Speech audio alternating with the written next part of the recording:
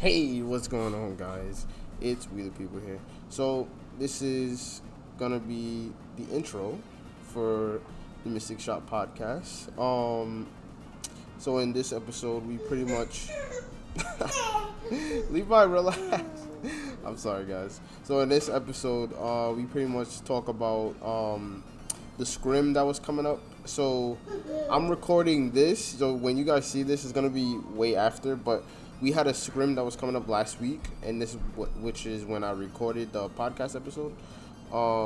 We pretty much, update, spoiler alert, anybody that doesn't know, we got 5-0'd, but we're going to come back strong, we're going to come back better, and, we're going to play better games, because I feel like all of us that played that day, we were kind of off our game a little bit, but we're going to come back stronger. We're going to play better. And like I said, we're going to learn from our mistakes and just play better games. But also, Mortimer is in this episode. And yeah, that's about it. So guys, appreciate everybody that listens on SoundCloud. Appreciate anybody that watches on YouTube. And that's about it. So without further ado, let's get into the podcast episode. Peace out. Hey, what's going on, guys? This is Mystic Shot Podcast, episode 46. Yes, guys.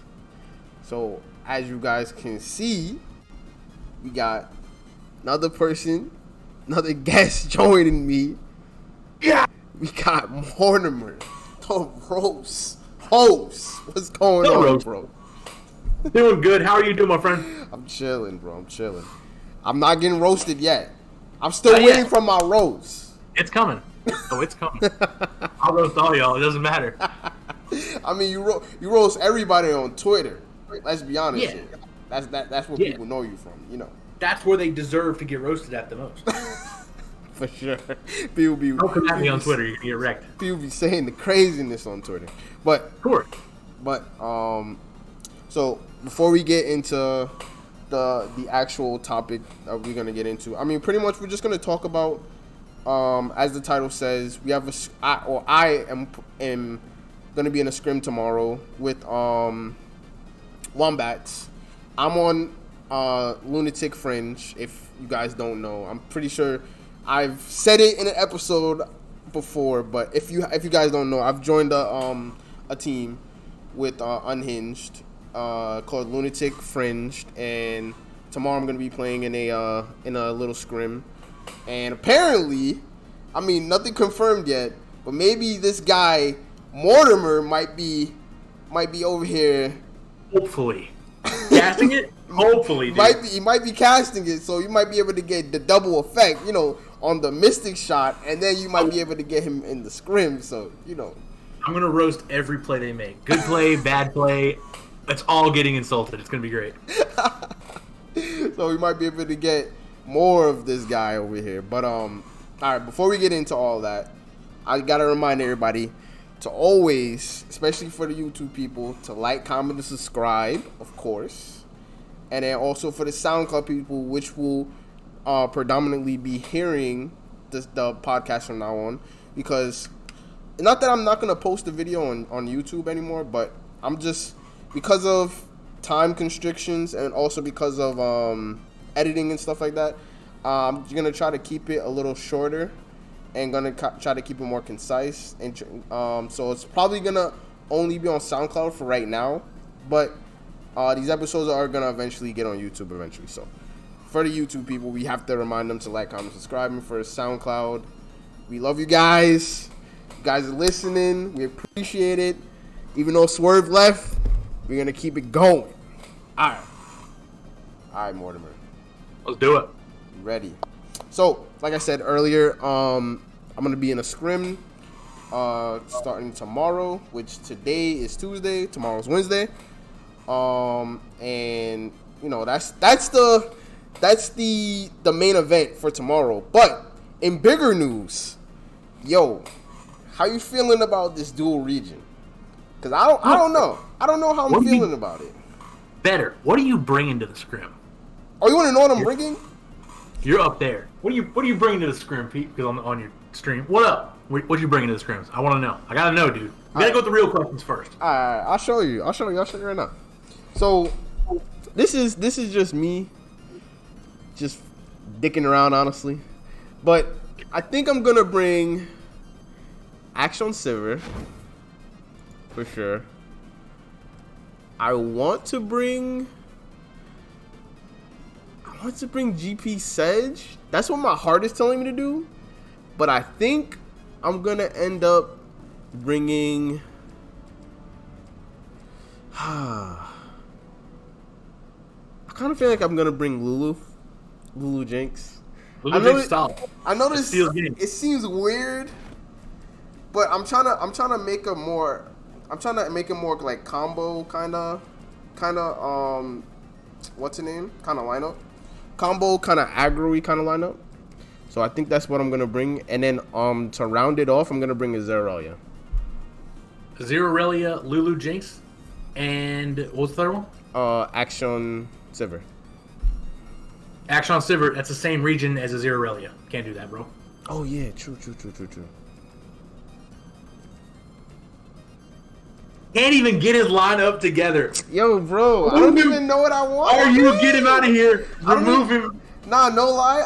I feel like okay. This is what Doey told me. Literally, this happened to me at the last seasonal too. It was like I kept switching up my lineup like literally every 10 minutes until the seasonal happened, right? And I ended up bringing TLC, Draven Ezreal, and Nasus at last second. Literally last second lock in. Three best decks. Three best decks. Brought the three best decks. I got you. So and it worked out.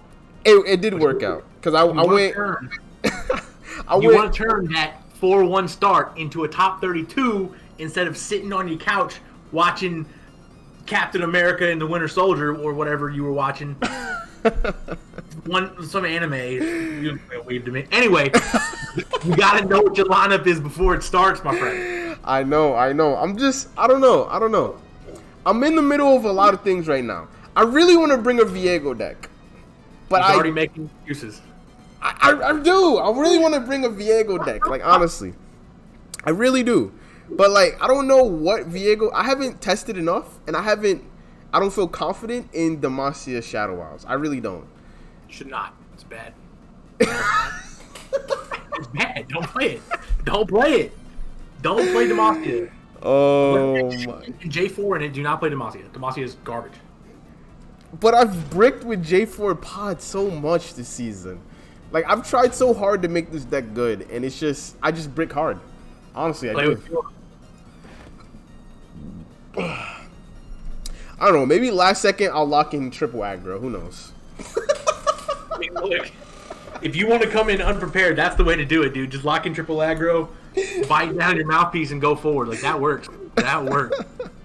Like, literally, I might just lock in triple aggro at last second. Like, you know what? I think I'm just gonna lock in pirate aggro, freaking lurk, and some other aggro. Jinx Raven and just run at their faces. I get it, dude. It works. That works. I mean, you can't say nothing about it because you remember, Emotional did it. Yeah, I mean, he's a god player though. Let's be honest, he's a god gamer. Warthos did it in NA. I mean, in EU. Rather. EU, yeah, true. He did, definitely did. But I'm gonna think about it. I'm gonna think about it some more though, for sure. Before the end of this night, people will know what I'm bringing to the scrim tomorrow. I'm expecting the Twitter post. You better put it on Twitter for sure, 100%. I will figure it out before tomorrow for sure. But yo, how you feeling about dual regions? Honestly, it depends. Because if they're cool dual regions, I'm about it. If they have followers and stuff that are dual regions, I'm about it. But if, say, Senna, right? Senna's potentially Shadow Isles and Demacia. If that means she can only be in Shadow Isles, Demacia, you know what I'm saying? Like, could I run Shadow Isles Freljord deck with that card? Or does it have to be specifically Shadow Isles Demacia? We don't know. Yeah, probably not, but we don't know. True. But I'm excited about it. The more flexible champions are, the happier I am overall. Yeah, I can agree with all those points. Unless they do too much shit like Akshan, where they just do literally everything and supposed to be excited about that. Hey, come on, bro. You know what I mean? Yeah, for sure. Honestly, I can agree with all of those points, but I think dual regions is kind of a weird concept, honestly, because they've been trying to keep the regions really separate, and they've been trying to give each region a basically something that it does, right? Like that's what they've been trying to do. Like Bridgewater is supposed to be kind of more about plunder. Demacia is supposed to be more kind of board centric, kind of like, you know, rounding off things. Freljord is supposed to be about like freezing and kind of like a little bit more board centric, but more about buffs and stuff like that. So they've been kind of like trying to identify the region. So making a dual region kind of thing is kind of weird, in my opinion. Like it would be kind of weird because then it'll be like when you combine Shadow Owls and Demacia, it's like, huh? Yeah, right. Yeah, exactly. It's but like, also, what would this card do? Like, but if they don't want it to bleed over too much, then logically what they would do is just not make dual regions for every single region combination, right? True. Like Freljord and Noxious both have Overwhelm in it. They always have Overwhelm in it. True. But like Ionia doesn't have Overwhelm, right? So they might not make a Noxious Ionia card or something like that. You know what I mean? Where they kind of have to like temper themselves with it. I don't know if they will, and I hope they don't. I hope it's just let it loose, send it all, give me everything. Crazy, right? I mean, also there was some people saying that maybe a lot of the new champs in the new region, which is, I mean, everybody. I mean, this is not a spoiler. If you don't know what the new region is at this point, I don't even know if you're paying attention. Twitter is on fire. Everybody knows. It's City. So everybody's saying in Bandle City, it's not Ishtal. It's not. It's Bandle City. 100%. I mean, it's confirmed at this point. They made a whole video, but I think a lot of people were saying in Bandle City, maybe some of the new champions are gonna be dual region. And I think that would be super weird. I think that would be very I mean, it would make Bandle City less of its own thing, right? Mm-hmm. If it's like sprinkling and everything else. So instead of having Bandle City decks, we just have like some Bandle City cards that are thrown into other stuff. Mm-hmm. Do you think they're going to do like retroactive cards? Like take Teemo that we already have and put him in Bandle City as well? Do you think they're going to update current cards to make them dual? I mean, they might. They definitely might. I honestly, no. I don't want them to. I agree with people saying that maybe they should make either another Teemo or maybe they should just leave Teemo how he is. Like, he's in Piltover now. Just leave him as he is and then just, like, make him like, you know how Senna is like a card. Like, she's going to be a champion and then she also has a card. Yeah. Like, maybe make sure she has, Teemo has like a card in Bandle City somewhere. Maybe something like that. I dig that. Yeah. I dig that.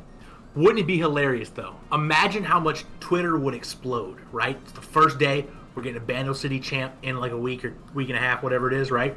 And it's just the Lulu video from Targon, but with like the little Bandle City icon on her as well. Same card. Nothing else changes. The same video. They just put the little band. Like, what? You kidding me? That would be the greatest thing ever. Just to watch Twitter literally explode.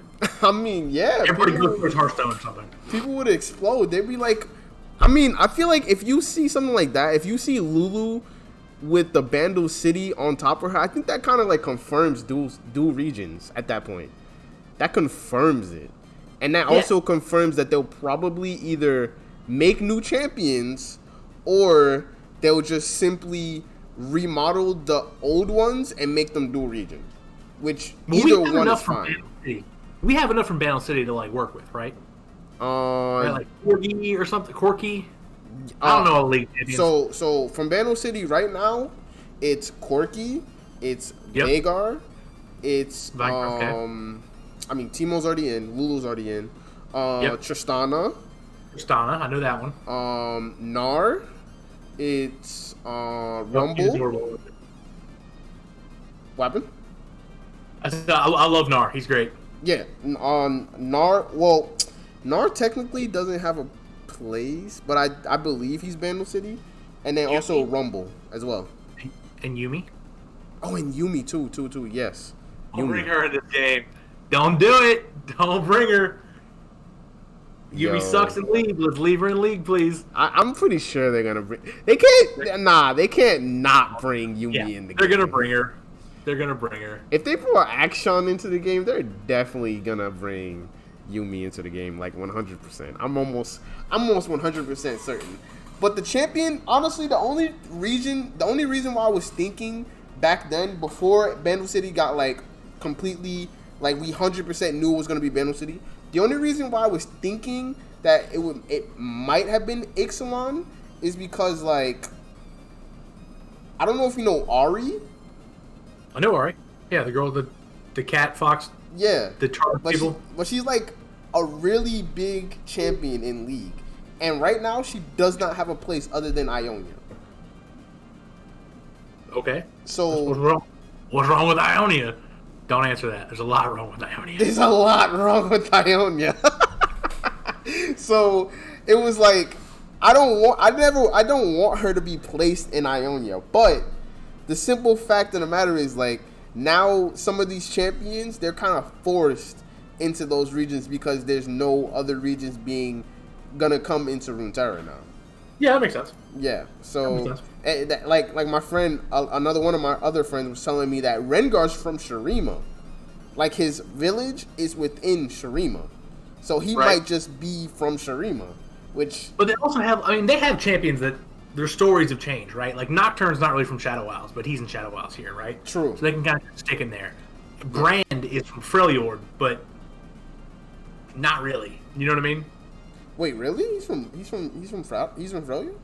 He was like an ice mage or something, and then like some magic shit happened, and now he's a fire guy, and he's not in Freljord anymore. Oh wow! Honestly, I don't even know Brand's story. I thought he was just like Valerian. I don't even know, dude. Look, I'm just here to play card games, okay? He's like, I don't read lore. I don't read. Reading. Lore? Get out of here with that noise. Nah, I feel that, but I don't know. I think Bandle City. I think a lot of people thought it was Bandle City because I feel like it's the easiest thing. But to make a long story short, I feel like Bandle City is probably like the easier of the two. Like, cause it was Ixalan or it was what's the other one that people were saying could have? Oh, the Void. But I really didn't. Once Rek'Sai came out, I really didn't think it was the Void. Right. Honestly, I think that kind of ruled out in a lot of people's heads. There were people that were hoping for the Void. My camera wouldn't focus. People that were hoping for the Void, but once Rek'Sai was in Shurima, they're like, all right, it's not happening. As much as you want it to, it's not going to happen anymore. Yeah, because the Void doesn't have enough champions, honestly. So I think that kind of like ruled that out. But I mean, I don't know. Let's see what they do with it. Bandle City could be cool. Who knows? Especially with the dual regions, it could be amazing. We're just talking shit, you know. It could be right. It could be the most amazing thing. Yeah, this is the last region, and we've come to expect a lot, right? Yeah, because of the data mine borders for the dual regions. I think we've got high hopes for this region. 100%. I mean, I do. I have really high hopes. A lot of people were saying they're gonna make, because this is the last region, they're gonna make some like the craziest cards that they've ever made, and like they're gonna combine things like Hush into it, and everything's gonna be elusive. And I'm like, oh my god, my head's exploding. Maybe. Just make every card elusive now, right? Like, just we need another elusive region. That's the one thing we need. Just everything's elusive, bro. Just everything. You can't see them. They're so small you can't see them, bro. The cards are invisible. You can't even see them in your hand. It's just a blank spot. You got to guess which one it is by how much mana it is when you play it. Oh my god, there was really a bug like that though. Oh, I know. You know, there's a bug that I miss. I miss the Vi T-Rex arms that just floated. Remember that? Oh my god. If you ever leveled up Vi or got her to a certain thing in your hand, her arms would just float above your hands. Like, her power-up arms would just float above your deck, above your hand, like, no matter what. It was the funniest shit I've ever seen in my entire life. I used to play Vi just to make that bug happen because it was great. Oh my goodness, that's so trolly. You know what bug I don't miss? Or it's still here, so why would I miss it? It's a bad bug. When you attack with overwhelm units, right now, it'll move the screen because of the screen shake. Mm-hmm. And so, like, so you'll get, like, your hand will be like this, right? But then the screen will shake and your hand will be like that, where you can barely see it at the bottom of the thing. Oh, you're talking about on mobile, right? Oh, no, it's on regular game too. Or Really? you'll hit like 3 units and your hand will just disappear. You'll just see like the corner of that one card. Like, what am I can't play like this. I can't play like this. Nah, that's never happened to me, actually. That's never happened to me. Oh, I spam overwhelm, dude, and it happens like every other game. Oh, wow. That's I just have crazy. to alt F4, reload back in, and then cry and hope I didn't lose. Nah, things like that has happened to me on mobile before, and I was like, damn. I wish I was playing on something bigger so that I could actually see my goddamn hand. But Right. it's never happened to me on PC before. Lucky man. To be honest, the game to me seems really clean on PC. It is. It is. We have a very bug-free game, all things considered, but that one needs to get on out of here. Wait, have you ever seen the bug where Viego gets the level up, even though the unit is like a zero? It's a 0 attack unit, but it'll gain the attack of its like original attack. Like, say for instance, if you freeze one of his one of the units, and it still dies.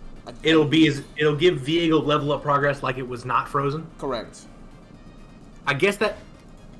Really? The That's encroaching. weird. Yeah, the encroaching mist. If you freeze it, it usually only happens with the encroaching mist. Like, honestly, but like it comes up a lot because you want to stop him from leveling up, obviously.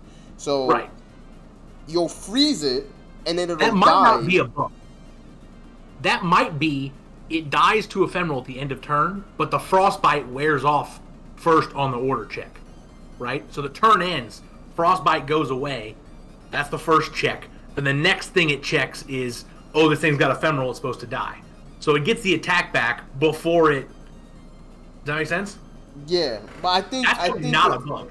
I think no. I think it even if it's not during end phase, like say for instance, if you kill it during the turn, it still gains level of progress. That's definitely a bug then. Yeah, Because I can see it kind of being a thing with ephemeral units, but if it's happening in the middle of the turn, you just block with this thing or whatever, and it still gets it. Yeah, That would be nuts. Yeah, it still gets it. So I've bug. definitely used that. I've definitely abused that bug a little bit. I ain't even gonna lie.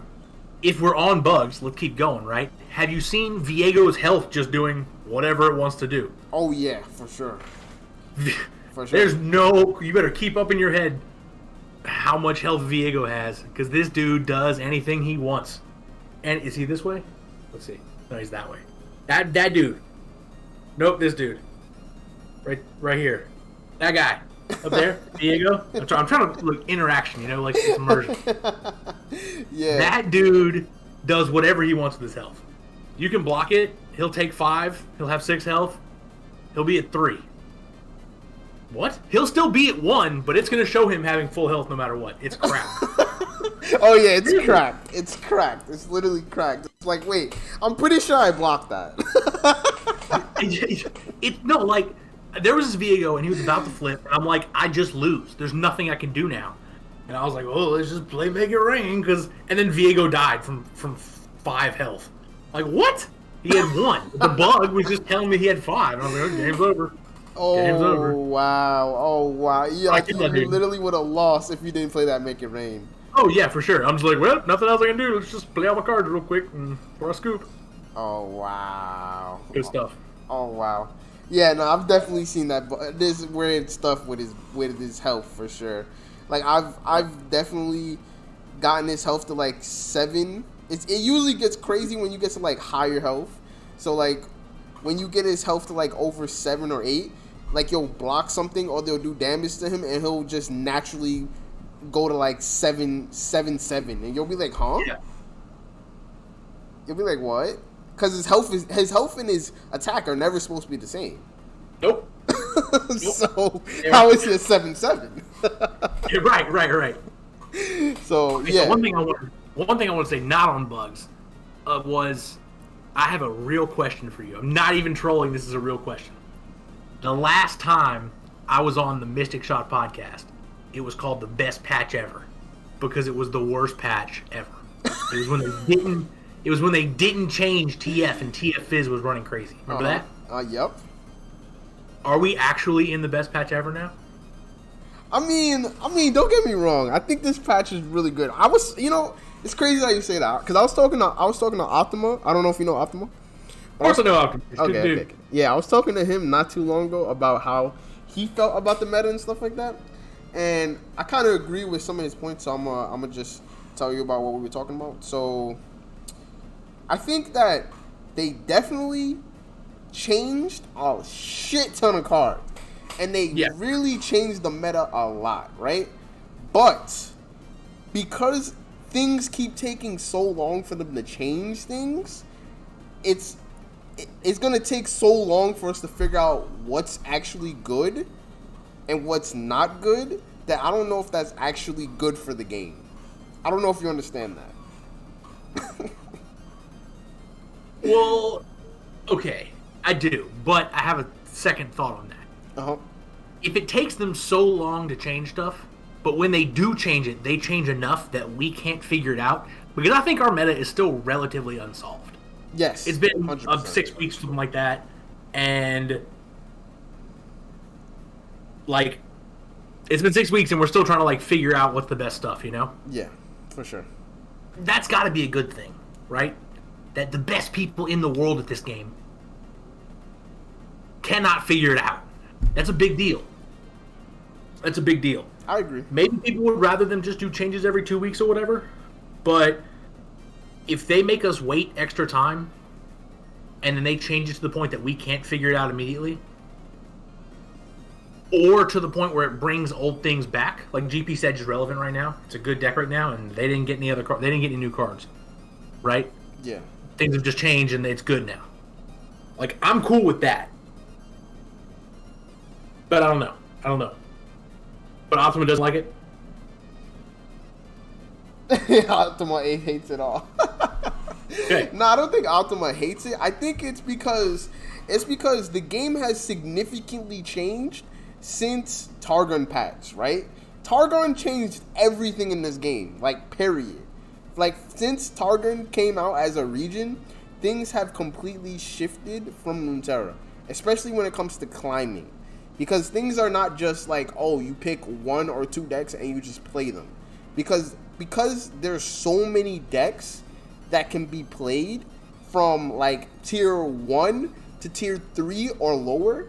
Because there are so many decks, it's hard to tech against every single deck. You can't. No, you can't. You get slaughtered. Exactly. You literally can't. So, right. Climbing, I think the meta is good, but climbing is hard. Fair. That's what I think Optima hates. I don't think Optima hates the meta, because I think the meta is fine. I think the meta is actually pretty good. I do too. But I think climbing is really fucking hard. Like, honestly, like, people that make it to Masters, I give you props, because you literally had to take a really big risk to play 1 or 2 decks and make it to the top. And I feel like that's a big deal. I don't think ladder is that big of a deal. Maybe that's just me. Maybe it's because I don't like grinding on ladder all the time in any season. You know, even if there is one broken deck you can just spam. I think tournament play is much more relevant for how good the meta is. But I also know that the vast majority of people in this game are not playing tournaments, right? True. There were 15 million accounts or whatever made for the game, and there's only, 4 regions and 1,000 people in each region that get to play in the seasonals, right? Mm-hmm. Just getting in a seasonal makes you statistically relevant as far as how good you are a player. Literally, if you get in the seasonal, you're in the top 1%. You're in the top 1%, literally. Just get in. Just get in. That means even you, not you specifically, you, whoever bronze person you are that got in through a gauntlet with the starter decks, like, yes, that makes you relevant. It does. But, so, I think people overhype ladder. That's why you have these guys whose names I'm not saying out loud until... I mean, I'll say their names, I don't care. Like, they spam rank 1 every season. Can't win 2 games in a seasonal. You know what I mean? Like, I think I know exactly who you're talking. You know what I mean? Like, yeah. I mean, because here's the thing. Here's the thing about winning the seasonal is like you're literally rolling cards. Like because you're already playing a card game, right? So this is already super RNG, right? And then the simple fact that you have to lock in 3 decks and then you have to win at least 7 games to even have a chance. 7 matches. Yeah, 7. I'm sorry, not 7 games. 7 matches to even have a chance at getting there. Any of you statistic heads out of there, when Worlds happens, I want to see the breakdown of how the seasonal qualifiers into Worlds did versus how the ladder people did into Worlds, right? And there are people that do both, right? There are guys like Tippy Tips or like What Am I that legitimately are super high ranked on ladder all the time, and they're still going to qualify through seasonal points. Facts. Those are the real best players, in my opinion. Right? I agree with that. I can agree with that. Those guys are crazy. However, if you can split it into like did well in seasonals but not on ladder versus did well in ladder but not in the seasonals, compare those people at Worlds and see who does better. I'd bet if you ran the simulation 10,000 times of the World Championships, that the guys who did well in seasonals but not on ladder would do significantly better in the World Tournament. Yeah, I could definitely agree with that 100%. I think those people that are really good at tournaments are just really good at tournaments, like, honestly. There are just some people that are just gifted, honestly. I think it's a whole different game. Yeah, I agree. Like, it's legitimately, like, spamming ladder is one thing, and it is the best practice at any given point, right? Queue up on ladder, you get free game at whatever level you're at. Great. But tournament players are built different. You're not going to make it to Worlds, my man. You're not going to make it to Worlds. You gotta be in this seasonal to win this seasonal, and that's the only way you get into Worlds, my friend. Yo. Unhinged. Have you ever made it to seasonal? I don't even like. I'm not even trying to roast. I just want to know. I'm roasting. No, you haven't. I'm gonna say it right now. Last season was the first season I ever made it in, and I didn't try super hard last season. To be honest, I really didn't. This season, I tried a little bit harder than I usually do, and I'm trying more to understand the game rather than just playing, because I think that when it comes to tournaments, you have to understand the meta before you're able to actually play well. Yeah, of course. You gotta know. You have to have a strategy. Diving into a seasonal tournament saying, well, I kind of like Azir and I kind of like Hecarim, Lucian, and I kind of like Dragons. You're not going to get anywhere. You're not. You'll win a couple games. You might get a card back. Like, good on you. Card back gamer over here. Card back gamers. You might get a card back, but you might get a card back just because your opponents don't show up because you lost your first 4 rounds and then they could decide to quit. You know what I mean? You're trolling. I'm not. You have to understand the meta. You have to understand what you're bringing, and you have to understand what you're going to ban against what you're bringing. Nah, yeah, for sure. I mean, if anything has shown that, it's what Duckling did last season. Like, he literally made a lineup and stuck to it and was like, yo, I'm going to ban this deck every time I see it, and I'm going to play against the rest of the meta, and I'm going to win. Like, that's crazy, bro. He really... Bill's in chat, which says, you mean the Jeff Hoogland strategy doesn't work. That is correct. That is correct. What you do... I'm actually going to make another Twitch... I'm actually going to go on my Twitch account. I don't even need to make another one. And I'm going to do a speed run for how fast I can get banned from Jeff Hoogland's chat. Oh, wow. Start the timer, and then I'm going to click Jeff Hoogland and see how fast I can get banned. I bet money, without I'm not gonna like go in there and say anything horrible or like terrible, racist and like any kind of that. None of that stuff. I'm gonna go in and just ask him questions, like, "Hey man, how are you doing?" Like regular talk. I bet under 3 minutes I get banned. Under 3 minutes. That dude bans everybody, and it's hilarious. Wow, that's crazy. Honestly, I never had problems with him, so I wouldn't know. He kept referring to something as John.